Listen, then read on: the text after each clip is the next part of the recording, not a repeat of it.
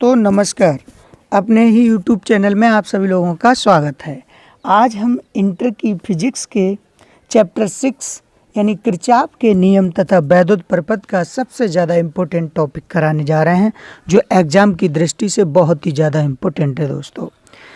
Kirchhoff का नियम देखिए दोस्तों, किरचॉफ के नियम होते क्या हैं। किरचॉफ के नियम देखिए दोस्तों, किरचॉफ के नियम किरचॉफ ने सन 1842 ईस्वी में दो नियम दिए, जिनकी सहायता से किसी भी जटिल प्रपथ के विभिन्न चालकों के बीच धारा का वितरण ज्ञात कर सकते हैं।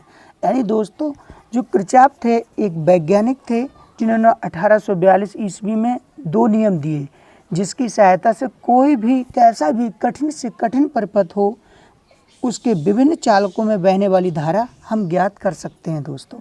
देखिए दोस्तों, पहला नियम क्या होता है दोस्तों। पहला नियम अथवा संधि का नियम भी बोलते हैं इसे।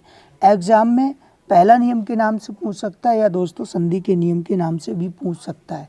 देखिए पहला नियम क्या होता है। किसी वैद्युत प्रपथ में किसी भी संधि पर मिलने वाली धाराओं का बीजगणितीय योग शून्य होता है। इसे हम क्या कहते हैं, पहला नियम बोलते हैं। यानी किसी भी वैद्युत प्रपथ में किसी भी संधि पर मिलने वाली धाराओं का बीजगणितीय योग शून्य होता है। देखिए दोस्तों, ये यहाँ पर दिखाया गया है, ये सिग्मा आई इक्वल्स टू 0 होता है, ये दिखाया गया है। ये क्या होता है, शून्य होता है। कैसे होता है दोस्तों, ये जो सिंबल दे रखा है सिग्मा का, ये क्या कह रहा है, एडिशन का मतलब होता है। इसका मतलब होता है जोड़। यानी बहुत सारी धाराएं होंगी, उनको सबका मेजरमेंट यानी जोड़ होगा, वो क्या होगा, शून्य होगा। तो देखिए दोस्तों, चिन्ह प्रपाटी इसमें कैसे वितरित करते हैं। यानी संधि की ओर आने वाली धाराएं धनात्मक लेते हैं तथा संधि से दूर जाने वाली धाराएं ऋणात्मक लेते हैं। देखिए दोस्तों, जो कि चित्र से और ज़्यादा क्लियर होगा दोस्तों। देखिए परपथीय व्यवस्था, देखिए इसमें क्या है दोस्तों, 5 चालक दिखाए गए हैं जो संधि O पर मिलते हैं तथा इनमें बहने वाली धाराएं क्रमशः I1, I2, I5 हैं। अतः किरचॉफ के नियमानुसार देखिए दोस्तों, ये 5 चालक हैं, 1, 2, 3, 4, 5, और इनमें क्रमशः बहने वाली धाराएं कौन कौन सी हैं। देखिए I1, I2, I3, I4, I5। देखिए हमने अभी चिन्ह प्रपाटी के अनुसार बताया था, यानी संधि की ओर आने वाली धाराएं धनात्मक तथा संधि से दूर जाने वाली धाराएं ऋणात्मक होती हैं। तो देखिए दोस्तों, इस नियम के अनुसार हम निकालते हैं यहाँ पर संधि की ओर आने वाली धाराएं धनात्मक, यानी संधि से ओर आने वाली धाराएं। देखिए I1 ये संधि है वो, और इस पर ये आ रही हैं, और I2 भी आ रही है, और I3, I4 दूर जा रही हैं। तो देखिए संधि पर आने वाली धाराएं कैसे लेते हैं, पॉजिटिव। I2, I1 और I2 ये संधि की ओर आ रही हैं, तो ये पॉजिटिव ले ली। दूसरी दोस्तों, ये संधि से दूर जा रही हैं, यानी कौन कौन सी, I3 जा रही हैं दोस्तों दूर, और I4 ये सब माइनस से की लेंगे। क्यों, क्योंकि ये संधि से दूर जा रही हैं दोस्तों। क्योंकि संधि से दूर जाने वाली धाराएं कैसी होती हैं, नेगेटिव होती हैं, और संधि की ओर आने वाली धाराएं पॉजिटिव होती हैं। इनका सबका टोटल बीजगणितीय योग क्या होगा, शून्य होगा। तो दोस्तों देखिए, ये I1 प्लस I2 बराबर, ये माइनस चिन्ह का है, सब उधर जाएगा, पॉजिटिव बन जाएगा। तो ये क्या हो जाएगा, I3 plus I4 plus I5। ये दोस्तों निकल के आई। इससे एक निष्कर्ष और निकलता है दोस्तों, यानी संधि की ओर आने वाली धाराएं तथा संधि से दूर जाने वाली धाराएं कैसी होती हैं, आपस में बराबर भी होती हैं दोस्तों। ठीक है, योग के बराबर होती हैं। ठीक, अब देखिए इसे दोस्तों, इसको क्या नियम कहते हैं। इसमें देखा जाए तो दोस्तों ये क्या है, I और I ये सब क्या है, धारा है। तो इसे धारा का नियम भी कहते हैं दोस्तों। एग्जाम में ध्यान रखना, इसे धारा के नियम से भी कई बार पूछा गया है क्वेश्चन इन्हें, कि धारा का नियम किसे कहते हैं। देखिए इसको नोट किस किस को व्यक्त करता है, ये भी देख लीजिए दोस्तों। नोट में मैंने लिखवाया है, किरचॉफ का पहला नियम आवेश संरक्षण को व्यक्त करता है। ये बात ध्यान रखना दोस्तों, क्योंकि ये तो कई बार ऑप्शन टाइप में क्वेश्चन बनता है कि किरचॉफ का पहला नियम किसको व्यक्त करता है दोस्तों। तो ये किसको करता है, आवेश संरक्षण को व्यक्त करता है। दूसरा नोट में, इसे किरचॉफ का धारा नियम भी कहते हैं दोस्तों। क्या कहते हैं, धारा नियम भी कहते हैं दोस्तों, ध्यान रखना। चलिए दोस्तों इसके दूसरे नियम की ओर चलते हैं। दूसरा नियम देखिए दोस्तों, दूसरा नियम क्या है? दूसरा नियम अथवा पास का नियम भी बोलते हैं। दूसरा नियम देखिए, किसी परिपथ में प्रत्येक बंद पास के विभिन्न खंडों में बहने वाली धाराओं तथा संगत प्रतिरोधों के गुणनफलों का बीजगणितीय योग तथा उस पास में लगने वाले विद्युत वाहक बलों के बीजगणितीय योग के बराबर होता है दोस्तों। यानी क्या है? विभिन्न खंडों में बहने वाली धाराएं तथा उनके संगत प्रतिरोधों के गुणनफल का बीजगणितीय योग तथा उस परिपथ में लगे विद्युत वाहक बलों का बीजगणितीय योग के बराबर होता है। यानी देखिए दोस्तों, यानी किसमें? इस विभिन्न खंडों में बहने वाली धाराएं और उनके संगत क्या? प्रतिरोध। और इनमें देखिए यहाँ पर क्या है? इनटू का चिन्ह है, यानी कि गुणनफल है। वो गुणनफल का बीजगणितीय योग और उसमें लगे विद्युत वाहक बल यानी ई का भी क्या है? बीजगणितीय योग के बराबर होता है दोस्तों। इससे भी याद कर सकते हो दोस्तों, इस फार्मूला से पूरा डेफिनेशन बन सकती है। यानी विभिन्न खंडों में बहने वाली धारा आई तथा उसके संगत प्रतिरोध कैपिटल आर, इनका बीजगणितीय योग उसमें लगे संगत विद्युत वाहक बल के बीजगणितीय योग के बराबर होता है। ठीक है दोस्तों।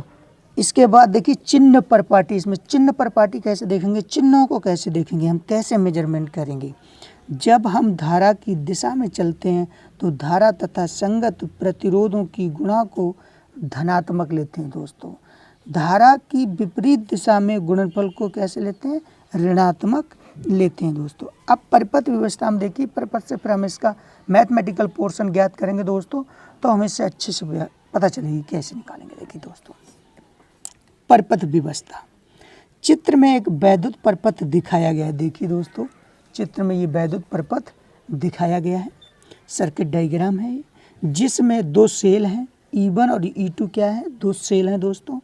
और तथा तीन प्रतिरोध R1, R2, R3 लगे हैं तथा इसमें बहने वाली धाराएं क्रमशः देखिए दोस्तों I1, I2 व तथा R3 में बहने वाली धाराएं देखिए दोस्तों, ये प्रतिरोध R3 है, इसमें ये I1 भी धारा आ रही है और यहाँ से ये I2 आ रही है। तो इसमें बहने वाली धारा क्या हो जाएगी दोस्तों? I1 प्लस I2 हो जाएगी। अब देखिए किरचॉफ के नियम से हम इसको कैसे मेजरमेंट करेंगे, यानी किरचॉफ के नियम लगा के हम देखिए इसको कैसे इसकी इक्वेशन बनाएंगे। यानी क्या होता है? ये विभिन्न खंड है, एक खंड ये है, एक ये है। तो विभिन्न खंडों में बहने वाली धारा देखिए दोस्तों, इसमें क्या हो रही है? I1 धारा बह रही है इस वाले में। और इसके संगत प्रतिरोध क्या है? कैपिटल R है दोस्तों। ये आ गया ऐसे। अब ऐसे आएंगे तो देखिए ये उल्टी डायरेक्शन है, यानी ये और डायरेक्शन है, हम जा रहे हैं इधर को, ये आ रहा है इधर को। तो ये चिन्ह क्या का आ जाएगा दोस्तों? माइनस का चिन्ह आ जाएगा। इसमें भी बहने वाली धारा क्या है? I2 और संगत प्रतिरोध क्या है? Capital R2। इनका बराबर बीजगणितीय योग किसके बराबर हो जाता है दोस्तों? ये बराबर हो जाता है इसमें बहने वाली विद्युत वाहक बल। अब विद्युत वाहक बल देखो दोस्तों, ये E1 है, अब इधर आएगा तो ये डायरेक्शन उल्टी हो जाएगी क्योंकि ये इधर चल रहा है। तो ये माइनस का क्या हो जाएगा दोस्तों? E2 हो जाएगा। एक इक्वेशन हमने यहाँ से प्राप्त कर ली। इसी प्रकार दूसरे बंद पास में चल रहे हैं। ये पहले बंद पास के लिए था दोस्तों, ये पहले बंद पास। फिर से देख लीजिए, इसमें बहने वाली धारा क्या है? I, इसके संगत प्रतिरोध R, फिर ये इधर आए, ये उल्टी डायरेक्शन है तो माइनस चिन्ह आ गया I2, फिर इसमें लगने वाला प्रतिरोध क्या है? R2, फिर इसमें विद्युत वाहक बल क्या है? E1, इधर की डायरेक्शन देखिए उल्टी है तो ये माइनस का I2 आ गया। इसी प्रकार दूसरे बंद पास इसके लिए देखते हैं दोस्तों। देखिए यहाँ से चलो, ये क्या है? इसमें बहने वाली धारा है यानी I2, इसके संगत प्रतिरोध क्या है दोस्तों? R2 माइनस नहीं, ये इधर आ रहे हैं तो ये दिशा में है तो पॉजिटिव रहेगा। और इसमें बहने वाली धारा क्या है? I1 प्लस I2 दोस्तों है। और इसमें लगा प्रतिरोध क्या है? कैपिटल R3 बराबर। इसमें विद्युत वाहक बल कितने? केवल दोस्तों E2 है, ये है। इन दोनों समीकरण से हम क्या कर सकते हैं दोस्तों, इन दोनों समीकरणों से हम धारा की परिपथ के विभिन्न भागों में धारा का मान ज्ञात कर सकते हैं। इन दोनों समीकरणों से, इन दोनों समीकरणों से परिपथ के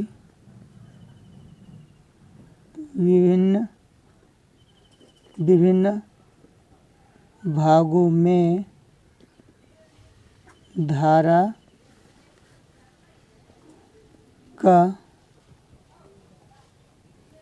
का मान ज्ञात कर सकते हैं। देखिए दोस्तों, ये दूसरा जो नियम है, इसी नोट बड़ा इम्पोर्टेंट है दोस्तों। नोट नंबर 1 क्या है, किरचॉफ का दूसरा नियम ऊर्जा संरक्षण को व्यक्त करता है। यानी दोस्तों ध्यान रखना है, यानी किरचॉफ का दूसरा नियम किसको व्यक्त करता है, ऊर्जा संरक्षण को व्यक्त करता है।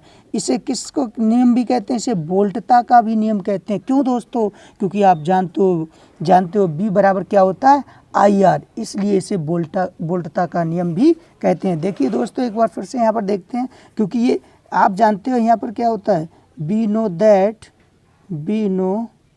दैट हम जानते हैं कि क्या होता है, B बराबर IR होता है। तो दोस्तों यहाँ पर क्या हो जाएगा, सिग्मा B बराबर सिग्मा E, इसलिए दोस्तों इसे किसका नियम कहते हैं, वोल्टता का भी नियम कहते हैं। क्योंकि ये B आ गया, B फॉर विभव यानी वोल्ट, इसलिए इसे वोल्टता का नियम भी कहते हैं। नमस्कार दोस्तों, अगर वीडियो पसंद आई हो तो इसे शेयर करना, लाइक करना, दोस्तों को फॉरवर्ड करना। ठीक है, जय हिंद, वंदे मातरम।